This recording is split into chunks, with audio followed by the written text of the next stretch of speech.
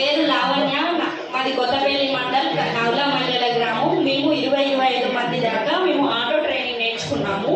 But ఏంటంటే మాకు కూడా కేంద్ర ప్రభుత్వం ద్వారా ఏమైనా సహాయం చేస్తే మా కుటుంబాన్ని కూడా పేదరికం నుండి బయటపడగొట్టుకొని ఎంతో కొంత మాకు కుటుంబానికి అండగా నిలబడాలి. మా పిల్లలకు ముఖ్యంగా మా ఉద్దేశం ఏంటంటే